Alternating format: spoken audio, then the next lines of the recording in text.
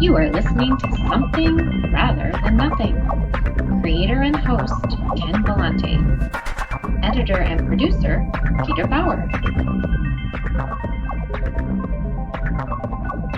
All right. This is the Something Rather Than Nothing podcast, and this week we have Dr. Erin Macdonald, who is an astrophysicist, and she's a science fiction consultant currently for the Star Trek franchise. She's the host of the online series Dr. Erin Explains the Universe.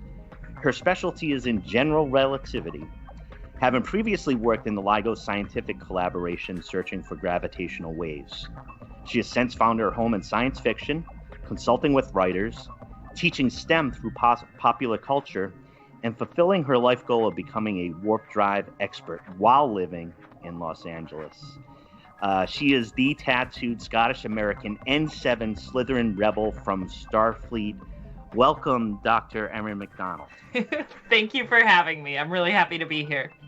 Thank you so much. Like I had mentioned to you before, what a great introduction you've written, succinct and to the point and powerful. In this podcast, I always start off by asking what were you like, Dr. Erin, as a young child? Were you when you were young, were you doing experiments, or what were your interests? Yeah, I think probably inquisitive is the best way to summarize what I was like as a child. I was definitely that kid that got told to stop raising their hand in class because it was disruptive to the flow of teaching. Sure. And answering every single question. I cannot abide silence when a question is asked. And so that, that was kind of me. But I was interested in science. I was drawn to it. I loved it. But I loved reading. I was big into dance. And so I definitely had that full left brain, right brain interests that, I was able to fulfill both of those passions. So I would go alternate between my science clubs or watching, Bill Nye the Science Guy, and then go to dance class or pound through a novel few years above my age group. And I mean, Hermione is probably the best way to summarize what I was like as a kid. Hermione from Harry Potter was definitely someone I related to a lot. And, talkative, and I always tried to have a good time. I was a little bit oblivious to the social mores of trying to make friends. So there was a little bit of loneliness, but, I had my fictional worlds, and I'm very happy that I've been able to make a career in a life that's brought that all together. Yeah, and I've noticed that about your biography, and it is really fascinating to see yourself, obviously, doing research and having a doctorate in investigating science, but also the creative component of being able to consult as far as science fiction and kind of like that interaction between science and science fiction. And it sounds like that dynamic is something you've worked with for quite a long time then, right? Yeah, and it's been a journey because I pride myself in being able to do both of those things, to be able to think scientifically as well as think creatively. And there's always a lot of crossover with that, but it's actually resulted in it being kind of my biggest struggle getting into this field, was because so many people have worked with science consultants in the past when they were needing some science background for their stories. And they found it to be kind of a negative experience because the scientists weren't respectful of that balance between getting the science right versus telling the story they want to tell. And that's something I pride myself on.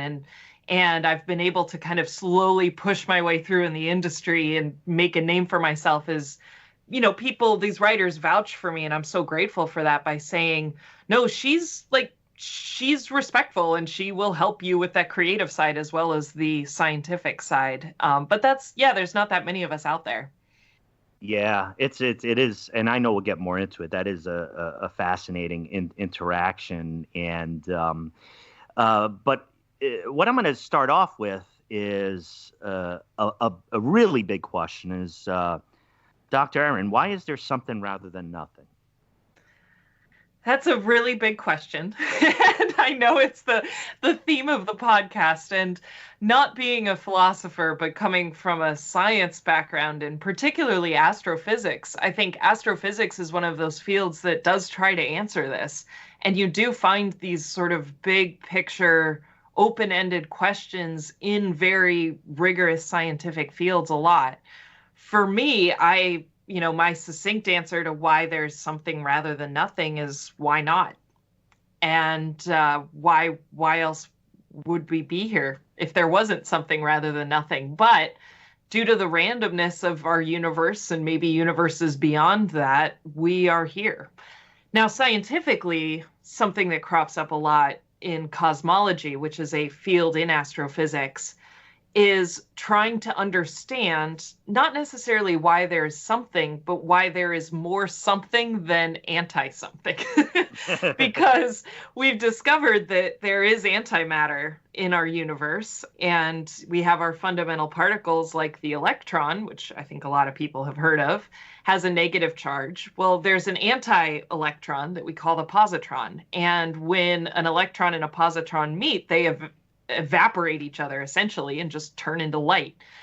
And so cosmologists are trying to answer that exact question of, well, why isn't everything just light? Why wasn't there an equal amount of matter and antimatter at the beginning of the universe that all just obliterated itself?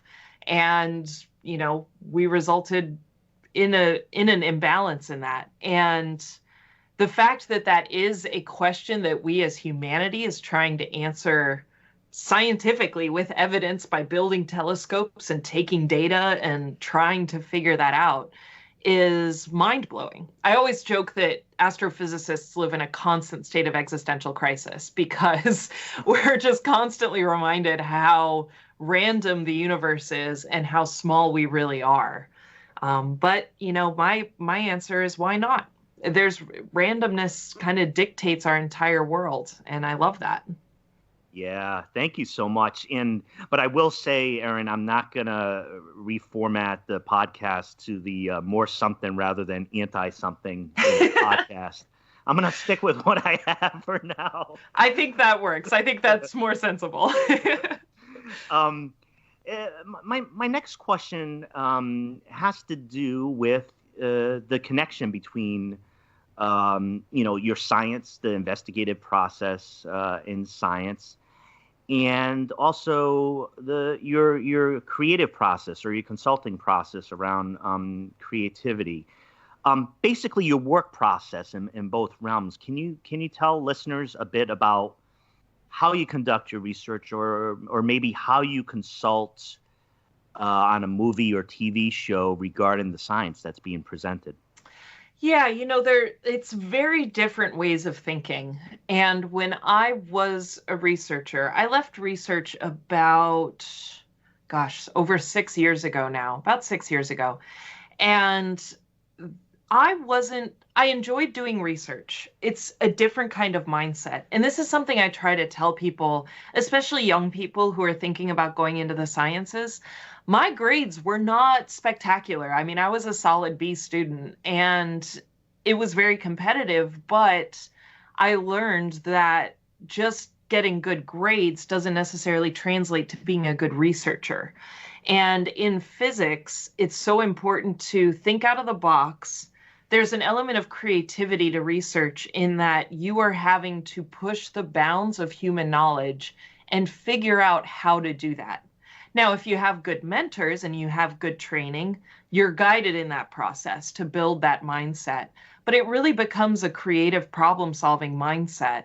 And when I left academia, the thing that I learned was, having been a researcher in theoretical astrophysics, on paper, I didn't look like I had a lot of job opportunities outside of doing research, but Sure. I had been given the tools to problem solve very quickly, very effectively, and to really get to the root of what needed to be done. And that served me very well. I worked as an aerospace engineer for a few years after that and was really able to translate those skills.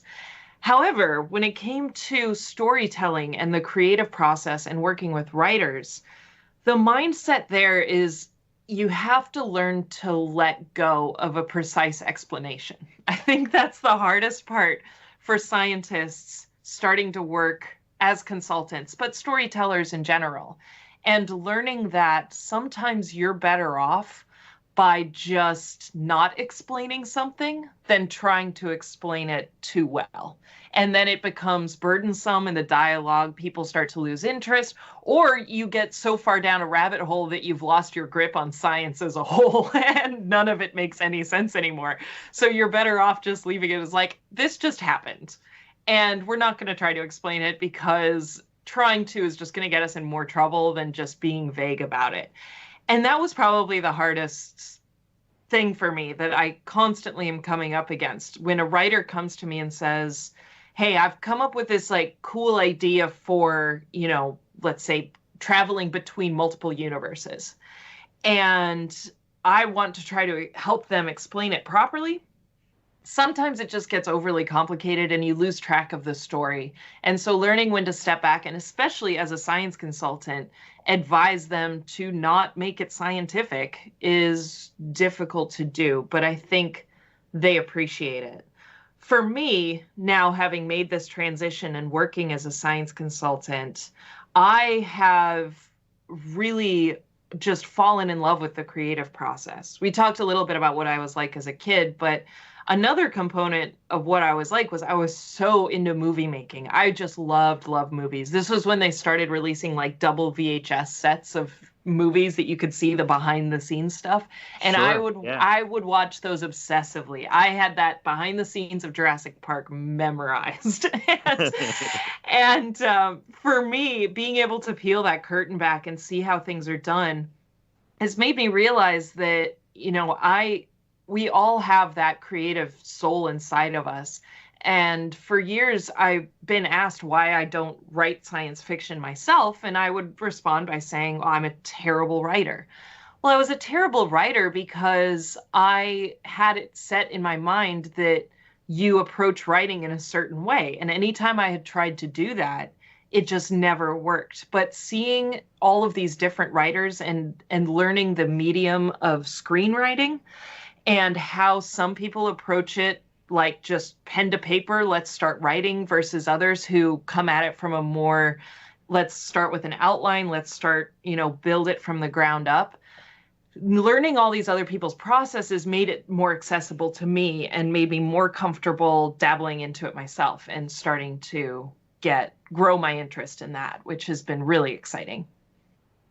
Yeah, and I appreciate your explanation in touching upon, the processes at play and kind of your approach and problem solving around them, right? Because you have the science part of it, you have writing, right, where you have preconceptions of how to write. But I think you probably stepped back and kind of relied a little bit on, balancing those things and using other type of skills to be able to create something, or help others create things. Exactly. And it's not, when I'm hired and I get asked a question, 9 times out of 10, it's not something that I can just answer off the top of my head, but they can trust me that I will know how to find it much sooner, and I will be able to translate for them in a way that's better than a Wikipedia page. And I would be able to filter through the, nonsense answers that are out there on the internet much, much quicker. And that's all the skill sets from research that gives the writers the trust in me to do this research. Because I do get asked that a lot, when I'm pitching myself as a science consultant. Some people do. It's not that they've had a bad experience with science consultants. They just say, I don't know why we need you.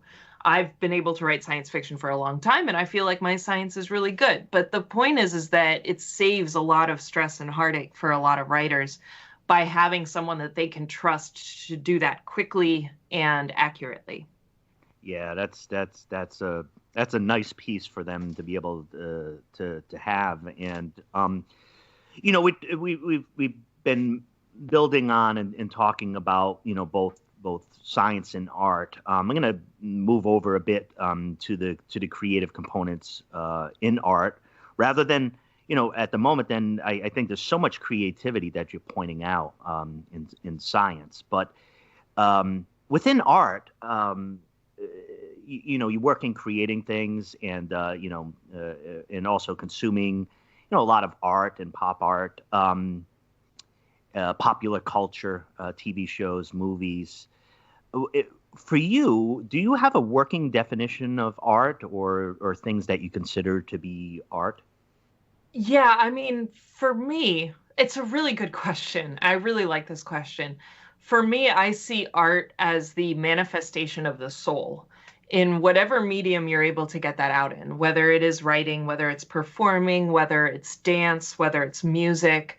I am a deeply, deeply emotional person. I feel emotions very, very strongly. I feed off of other people's emotions. Myself, I experience emotions very intensely. I had a friend whose parents, when I was growing up, he told me that if they could translate my emotions into a drug, it would be very powerful and very illegal. And, but for me, I've always had that, why I continued to pursue dance, even while my interest in science grew. And then once I finished graduate school, I'd kind of dropped off of dance for so long, but I got into acting and then now getting into writing side of things. All of those are very effective ways of communicating our inside feelings, like what it means to be a person. We all have something, whether it's music or a story or a show or even just, 30 seconds in a movie that just hit us like a ton of bricks. And that's because it was a manifestation of what we felt and how we connect with people. I love, I think there was a book a few years ago called History Boys. And there was a quote in that about how beautiful it is to be able to read an author from decades or centuries ago that you feel is speaking to you, like they're reaching through the pages and holding your hand. And I think for me, that really does resonate very closely with me. And so, I just want to point this out. I think what's interesting in talking to you is, there is this academic route, and you mentioned, in dealing with academics or that traditional route. But I think there's a way that you talk about science and art and creativity that probably feels different than a lot of people you're interacting with in science, right? So you're a scientist, right? We look at your credentials and you're talking about emotions, and it's like, wait a second. Yeah. I never knew that was going to come up with the scientist because of the way people perceive that, right? Right. And so I really like the way you describe that. There just feels like more of a humanness and openness around your experience that's enjoyable to listen to. Building off your definition of art, Erin. I was lucky enough in college to even do a deep dive study in science fiction at the college level, which really kind of exposed me a lot of great science fiction beyond what I had read. Science fiction writing, science fiction pop culture, movies, and otherwise have long had this battle as a genre of looking for respectability or not receiving respectability, even being conceived or viewed as being low art. I mean, what's your take on maybe that history and your opinions about that general assessment that seems to plague the genre? Yeah, when we talk about how I mentioned that art is a manifestation of the soul, I think that science fiction still fills that void, but for so many people, it's I picked this up working as an engineer, so I apologize to anyone listening for this, but it's the unknown unknowns, right? We're trying to translate our human experiences, but into a world that is not a reference point, that I'm not, when I read a book from the Victorian era that is about the people living during that time, there's still some relatability. And I think science fiction is, for those of us who are science fiction fans, we do know and we do understand that it is still a medium to tell very human stories and to explore allegories and all of those things. But I think for people who have never got into science fiction, they have a harder time understanding that. And I'm speaking purely because this is how I was raised. You know, my parents, bless them, like they never got into science fiction. I didn't even watch Star Trek till I was really in college because my parents just never were science fiction fans. They were my mom's, you know, a writer, my dad's a scientist, but science fiction was never, ever, ever their genre. But my uncle Mike, who I think a lot of people would have an uncle like this. My Uncle Mike was a science fiction writer in the 60s, and there was a lot of drug-induced science fiction that he was writing. And, you know, he had his own little self-published sci-fi poem stuff, but that was my exposure. So when it's called like a lower art, I picture my uncle and his almost manifestos of trying to translate how his brain saw the world. It made more sense to him to put it on other worlds, you know, and I think that a lot of people get into science fiction because of that, because they feel like they don't necessarily belong and they don't see themselves in our society. And science fiction gives them that outlet, but then that's very not relatable to a lot of people. But that being said, those people who translated their lives into other universes or galaxies or planets or spaceships or anything, or, you know, future worlds here on Earth, they are still able to make those touch points back to us that pull people like me along for the ride. That I suddenly am like, oh, okay, like I couldn't have come up with this in my mind, but I completely understand where you're coming from. And that's, I think there is few better comparisons than Star Trek. You know, Star Trek came out in the 60s when the world was really tumultuous. And, you know, 1968 is a crazy, crazy year in history. Yeah. And Star Trek, you know, Gene Roddenberry kind of came up with this. And you watch the pilot and it seems like a lot of the quirky 50s and 60s sci-fi stuff that was out there. But he was able to connect it so tightly to stuff that was going on in our own world that it really deeply resonated with people. And I want to, and I love that about Gene Roddenberry and Star Trek. And I want to tell you my path on Star Trek, which is extremely uneven.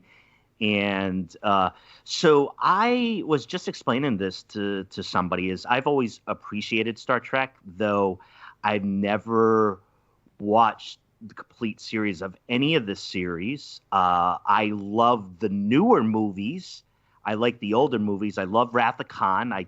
That's kind of common. I adore Wrath of Khan. But now Picard is on the show, kind of continuation of Star Trek, which I adore.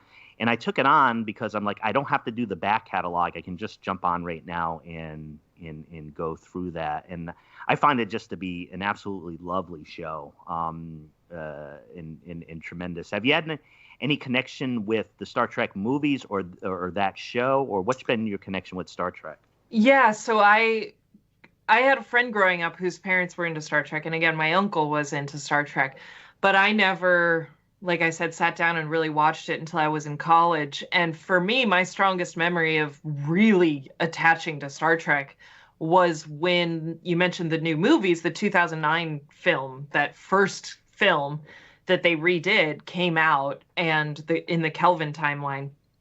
And that came out the night that we all graduated from my undergrad degree. Like literally we graduated and then we went to the midnight showing. We had dinner with our parents, you know, and then we went off.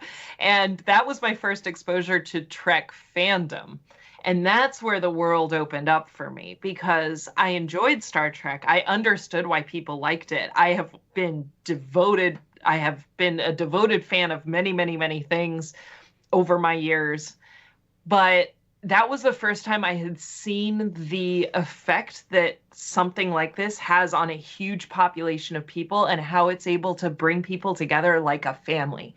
And that's when I realized, like, this is my world and this is where I want to be. It's not, and the movie was fabulous. I absolutely love the movie.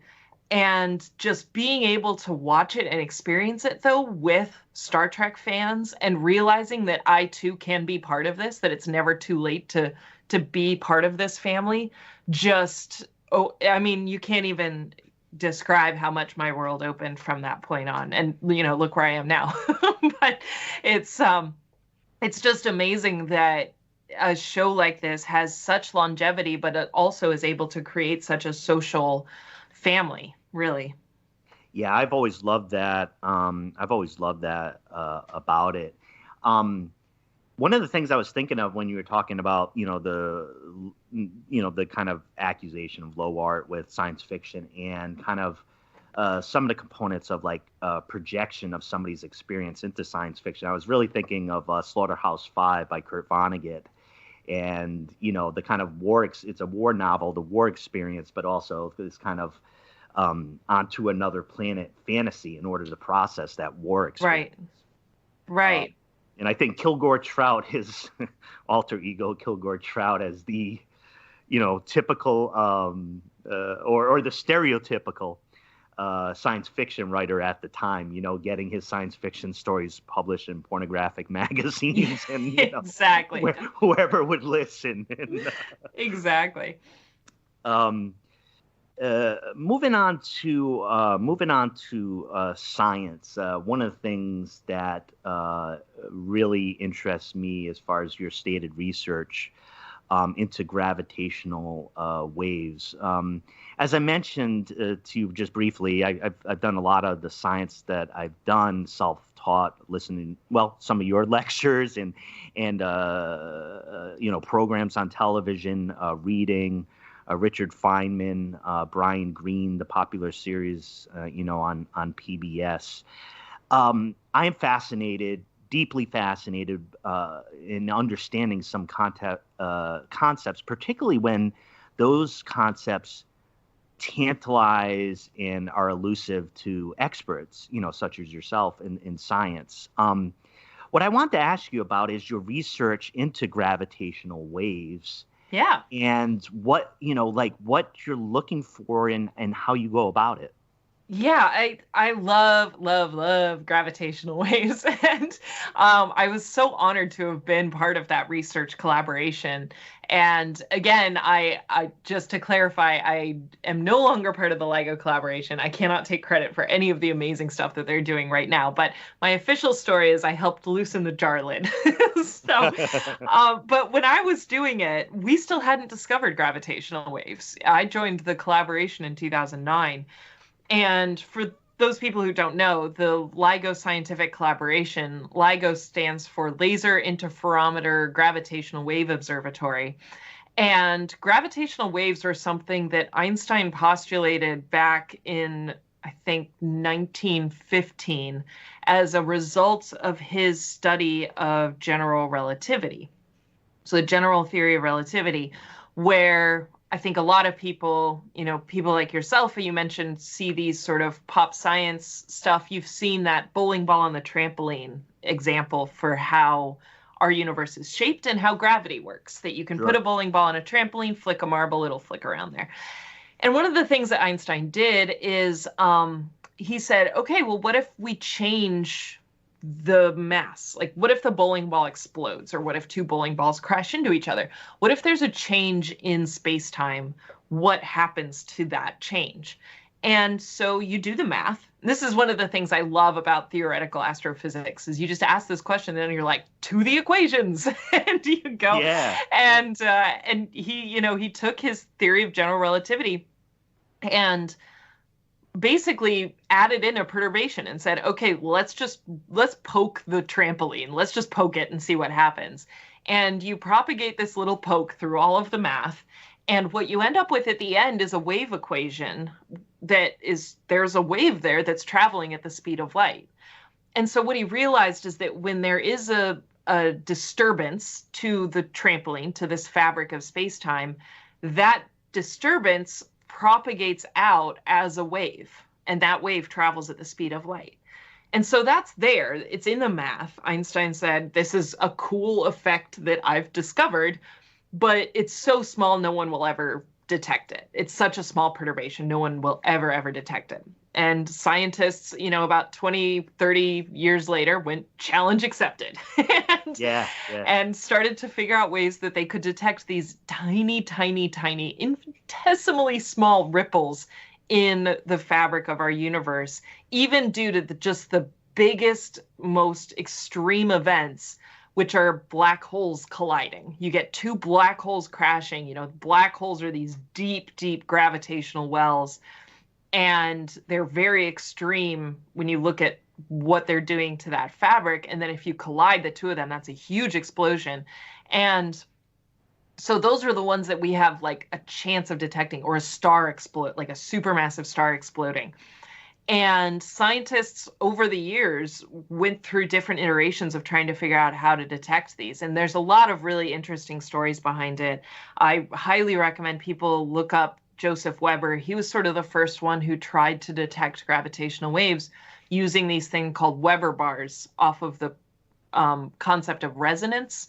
So this idea, you run your finger on a wine glass and it starts to vibrate louder because you've hit its resonant frequency. Or if you're walking on a bridge and the bridge starts to sway with every step, and every step it gets a bigger and bigger sway, that's its resonant frequency. So he thought he could build bars that when these gravitational waves pass through, it would resonate and amplify the signal so they'd be able to detect them. However, his background was such that he used to be in the Navy and he worked on depth charges. And that instilled this mindset for him that if you see a signal, that's a signal. That, he wasn't trained to think necessarily scientifically, to be really rigorous and have, multiple detections of something before you declare it. He declared these detections left and right. Anyway, really interesting look into the sociology and psychology of science there.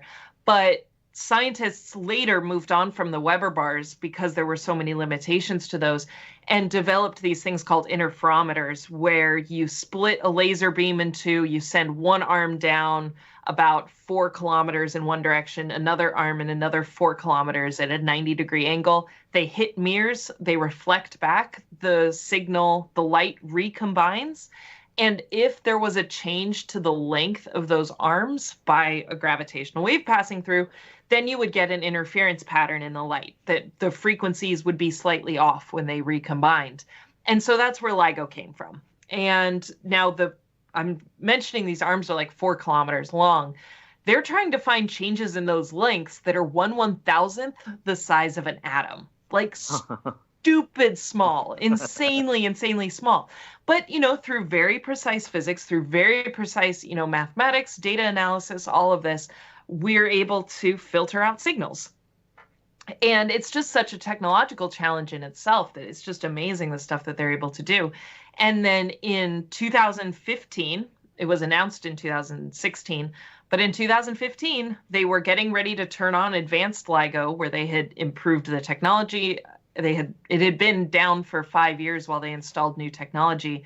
I had left the collaboration. And then they turned these detectors back on and almost immediately got a gravitational wave signal from colliding black holes. And since then, they have just found dozens and dozens. And it's amazing. It's amazing for so many reasons, because not only did we prove Einstein's gravitational wave theory was correct, but we have detected space-time itself moving. All the other things that we've detected that have to do with space-time and general relativity are effects of it on things like light and things like massive objects. We haven't ever detected it itself until now. And we detected black holes colliding, which has always been theorized, but we had never actually been able to witness something like that happening. So it's a whole new field of astronomy. The way I kind of phrase it is that we've been doing astronomy on the electromagnetic spectrum forever, for as long as we've been doing astronomy. With our eyes to telescopes, the whole gambit of the electromagnetic spectrum, from radio waves up to X-rays and gamma rays. But gravitational waves, isn't sound, but it's like hearing the universe for the first time. It's as if we have just been using our eyes and now we're able to hear the universe for the first time. And so the universe has opened up to us in a whole new way. And I'm just so excited to see the sort of stuff that we can detect now that we're able to actually detect and study gravitational waves. I'm sorry, that was a very long explanation, but I hope that made sense. I've told my guests this before, and I'm sure you realize it. I have you for a certain amount of time, and I am, I've always talked, I like doing the podcast as popular philosophy. It's enjoyable for me as an intellectual, but there's a certain selfish aspect where I want the information, and I want you to teach me via the questions what's going on.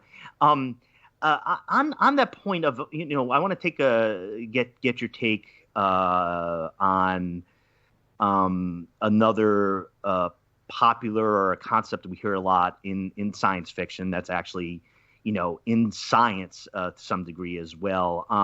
I'm talking about multiverse, right? Yes. I'm a huge, where I completely geek out, and people say I do that in a lot of areas, but I completely geek out on comic books, always have since I was a little kid, getting them off the comic book rack that long ago, for just years and years and years. And what Marvel Universe has become so popular, which is great, great stories, great graphics, great science fiction, great writing. And in comics, it's almost like this running joke that I'm sure you run into a lot, where characters die, they reappear somewhere else. There's the Spider-Man multiverse with all these great iterations of who Spider-Man is, the noir Spider-Man, the manga Spider-Man, and on and on.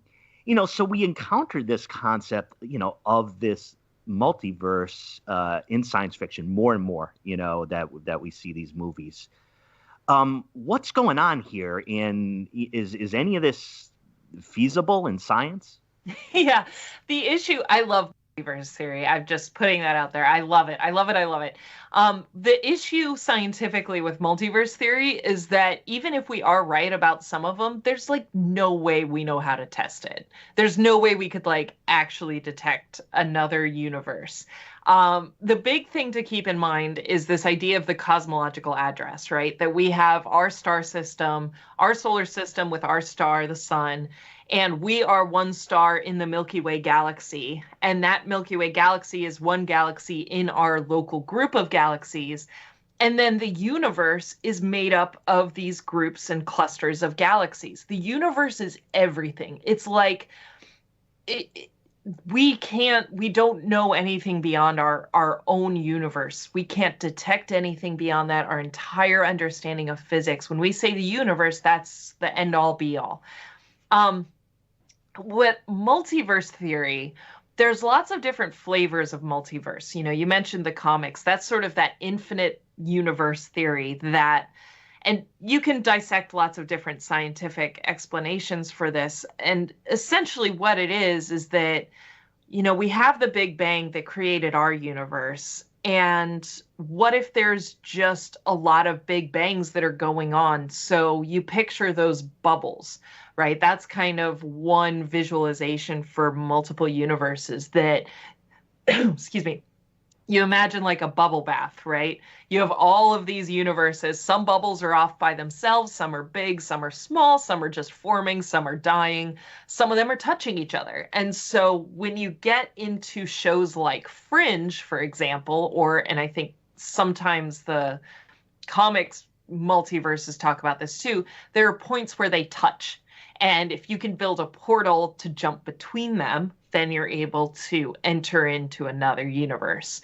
And scientifically, what those universes would look like all comes down to chaos theory, what your starting conditions are. If there are even slight differences in starting conditions, that can propagate over billions of years to result in a completely different type of universe.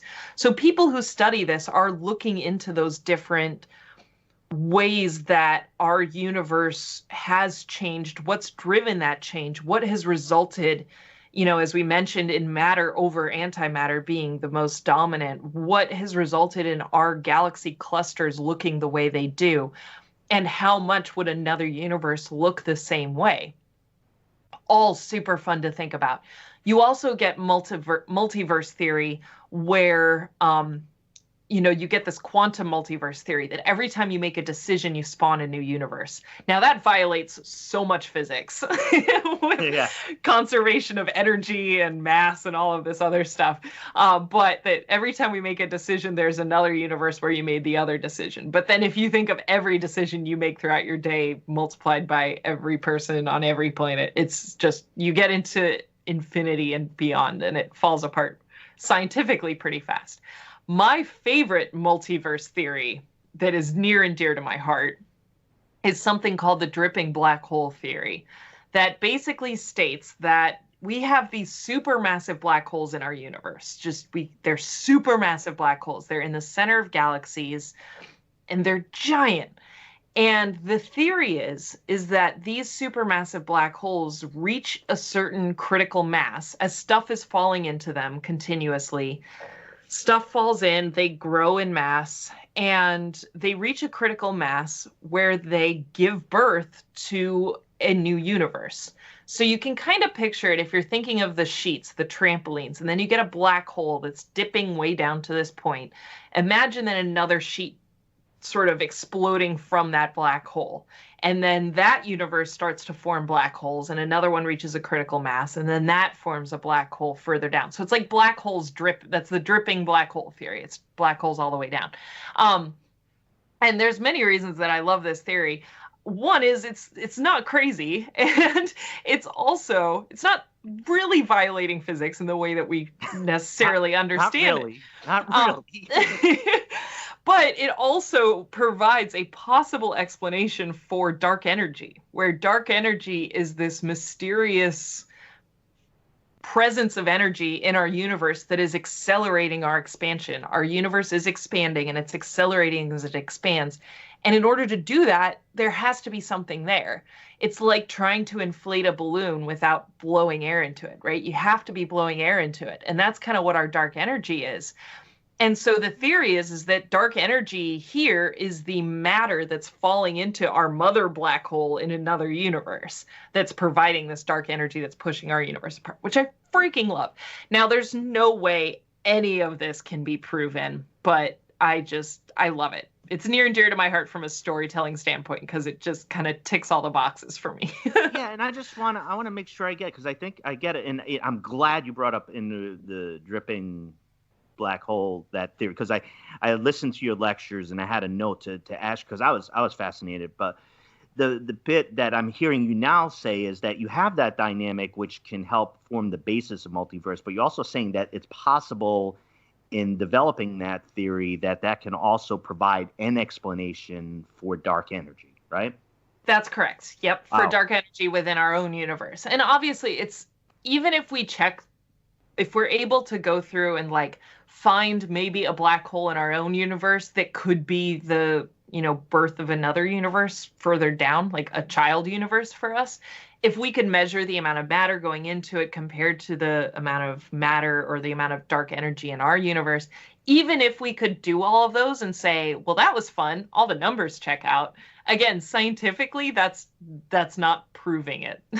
We can't claim that we've now proved other universes exist, because you need to actually detect them in order to be able to say that you did that. I mean, it's the same as Einstein's theory of general relativity, that we've called it a theory of general relativity or general theory of relativity for so long that actually now that we've detected gravitational waves, we detected space-time. So it's technically no longer a theory because we were actually able to detect it itself.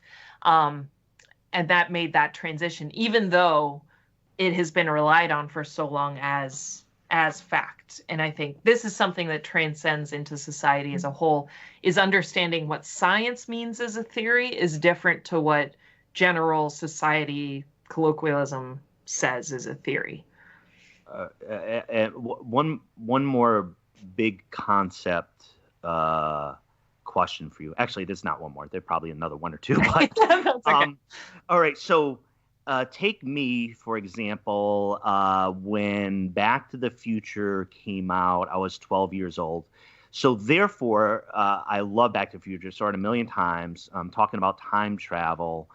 I can't shake myself from the fact that the amount of times that I saw that movie and being the impressionable age of 12, there's always this like check, is it consistent with a Back to the Future understanding of time travel? If I have that for the basis of my understanding, am I in trouble, or do I have a good concept of time travel? I think you're okay. I think time travel is another beast, like multiverse theory, that you can start to give yourself a headache pretty quickly if you think about it too much. But essentially, I mean, we live in, I keep throwing out this term space-time, right? The fabric of space-time. We live in a 4-dimensional universe that 3 dimensions are space, forward, back, left, right, up, and down. And we can move within those. We have control over our movement within that. But time is a 4th dimension that we do not have control over. And there's mathematical reasons why. You go back to the equations and you just cannot manipulate the time dimension. And that is what limits us to time. Unfortunately, the math got us. But, you start to open the boxes of paradox, different types of time travel paradoxes. And, Back to the Future is pretty tight storytelling. And there are some great time travel stories out there that kind of manage to close the loop and make you think you understood it just for a second. I think that is my reasonable approximation of understanding. I hold on to it for a few seconds, saying, "Yeah, that made it made sense. That was good enough for a little bit," and then it kind of unravels. Thanks, Erin. A question about leading off as far as the times that we're in. One of the questions I had prepared for you is that with the obviously the pandemic, coronavirus going on right now, there's a lot of kids that there's a lot of issues that happen when schools are closed. Here in the state of Oregon, there's a decent chance that schools will be closed until September, for the remainder of this school year. And I know myself, I've, put together for my little guy, some different, science programs and just little bits and pieces, to keep his mind active and to be exploring new ideas. Do you have any, ideas, helpful resources, for learning for kids, being able to access? I know you do you explain the universe, your show, and I certainly want you to mention that, but I just wanted to know if you had some ideas, in this realm. Yeah, one I really like, and I don't know how prevalent it is because I went to this university. I did my undergraduate there, but there's a website that is called, basically it's just called PHET, PHET. .colorado.edu, and it's from the University of Colorado, and they have many simulations that you can do from a computer. They're just like JavaScript style simulations that cover physics, chemistry, math, earth sciences, and biology. And they're all very intuitive. They're these types of interfaces where if you're learning about friction, changing the friction coefficient or changing the angle that something is sliding down, or playing with prisms, that when you don't have the resources for a lab, this is a great substitute for that. So it's phet.colorado.edu is a great one that I can highly recommend. I know there's a lot of people who are kind of turning to YouTube for resources right now, which is great. I would just caution that making sure that the people posting these YouTube channels have a background in some form of science education. Sure, yeah. Anyone can post a YouTube video. So, just take it with a grain of salt. There's some fantastic science communicators out there who are wonderful at what they do and have posted some great videos. And but yeah, everyone's kind of getting creative these days. It has been difficult, and I can't imagine the burden for so many people trying to manage not just their job, but their job. They're now homeschooling and having to do all of this in the middle of a very distressing crisis that's going on in our world right now. Is very, very difficult. One thing that I've tried to do, that I've started doing, was an astronomy club on Friday afternoons. So I'm doing these on Friday at 1 p.m. I put them on my Twitch page, so if they're kids with parents can sit there with them. But it's live interaction, and I go through planetarium software and just answer questions for people. I think we had some questions on Jovian moons, so I'm going to do that this week, and then I post them to my YouTube channel afterwards. So there's a lot of stuff out there, but it does take a little bit of digging. But I would highly recommend that fet.colorado.edu. It's a very, very good resource. Yeah, thank you. I hadn't heard of that, and I really appreciate that recommendation. Erin, I wanted to open it up here at the end. As you know, I listened to your great courses. It was available through Audible.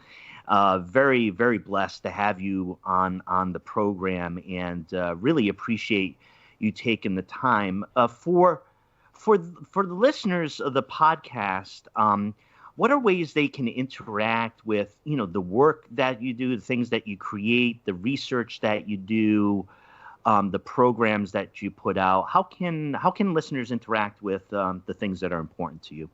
Yeah, the easiest way to find me is on Twitter. I'm at Dr. Erin Mac, DRERINMAC. You can also check out my website, which is drerinmac.com. And you can ask me any questions on Twitter. I'm always happy to answer. And then my website also connects to my Patreon, my Twitch, all of those other ways. I'm always happy to answer questions. You can feel free to contact me through the website if you have anything specific that people need. And once we're through all of this, I will be appearing at I usually give talks at local conventions. So if you have a pop culture convention in your town that you would like me to go to teach the science behind X, Y, and Z, I am always happy to. Please feel free to reach out if you're interested. Yeah, thank you, Erin Macdonald. As I said before earlier in the podcast, we'll dedicate this one podcast as the More Something Than Anti-Something podcast, dedicated to Dr. Erin Macdonald.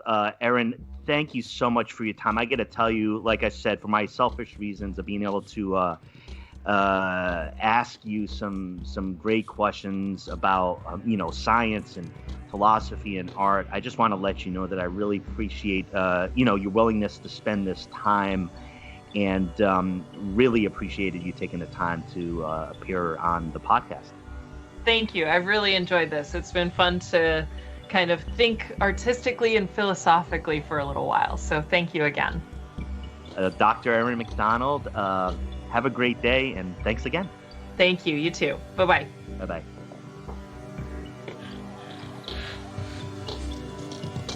You are listening to Something Rather Than Nothing.